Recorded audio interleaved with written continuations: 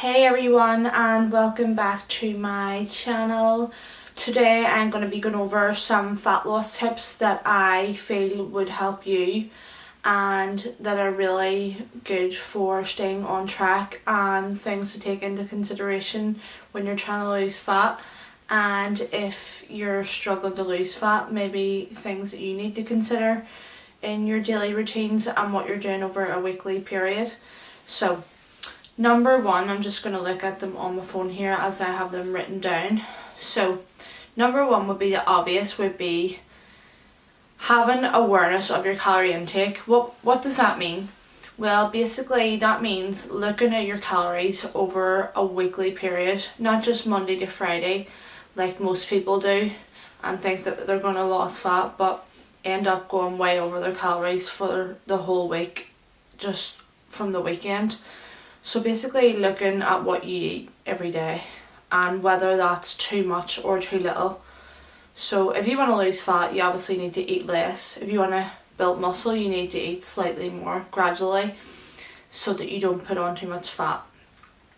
So looking at your calories, which are made up of macros of protein, fats and carbs, they're all essential for every day and for everyday life, and I don't recommend going too low on any of them. I would always keep protein pretty moderate for your body weight and carbs and fats divided however you like them.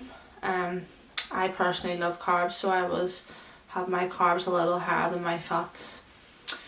Number two would be just slightly change things, meaning if you're going to change something, do it gradually. Don't just throw yourself into the deep end and go all out, because then it's going to be too extreme for you and you're just not going to stick at it and your body's not used to it. So I wouldn't recommend going really low calorie. I would recommend starting off, taking it down week by week and just doing it gradually. That means that you're not too hungry and you don't feel much of a difference. I just think that gradual change is a lot better than doing it dramatically, and then it's more maintainable for you. Okay. Number three would be to take into account your weekly progress. This means tracking your progress every week. May that be with photos, your weight and your measurements, and also how you feel in clothes and how you feel personally. How do you feel when you look in the mirror and stuff? Do you feel slimmer? Do you feel bigger? Things like that. You definitely need to set aside a day every week to check in with yourself or your coach to see exactly what progress is being made and what you need to change for the new week, or if you need to change anything at all. But it's always good for some accountability to track in and see what you're doing and how your body's progressing. The next tip I would give would be to stay active every single day. Just because you're having a rest day doesn't mean that you lie on the sofa all day and don't do anything, because that's definitely not good either. But you obviously need at least 2 rest days per week. Well, I do anyway. I've only started training 5 days a week again and my body is still sore, but I listen to my body and don't overdo it.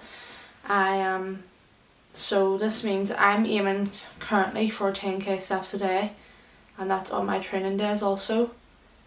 So I do 10k steps 7 days a week, so that means I'm staying active on my rest days also, which I want to be doing because I don't want to feel lazy and not being active. And even something like stretching or yoga or some movement or mobility, anything that involves moving is better than sitting doing nothing on your rest days. You need to be getting the blood flowing and getting your muscles recovered and stuff. So that would be good to do. And even a sports massage or a little sauna and steam room is always good. But I always go with walking, even walking on the treadmill on my rest days lately. So last but not least, make sure that you're enjoying the process of what you're doing. Make sure that you're not miserable, because if you're miserable, it's not for you. Remember that it won't be easy, but it's going to be worth it. You just need to learn self-sacrifice and when to tell yourself no. Basically, like, that's what I love, like, about dieting and cutting down on my food and stuff. It's a challenge for me because I have to tell myself no, obviously. Like, when I want more food, I have to say no. Like, you just have to learn that it's not easy, but it's going to be worth it in the end. And I just go to bed early so that I can't eat anymore, basically. But there's just so many things to help you now with, like, fat loss and dieting, that it should be easy to maintain for everyone. It's not easy at the start, but your body starts to get used to it, and if you do it gradually, it'll work, trust me.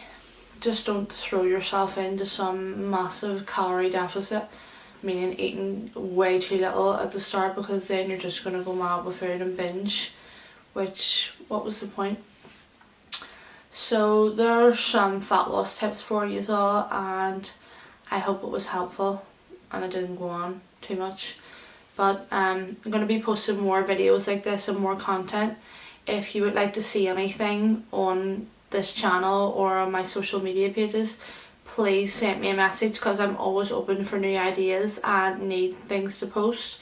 But I get a lot of messages about glutes and stuff, so I'm going to do one of them videos. But don't forget to like, comment and subscribe.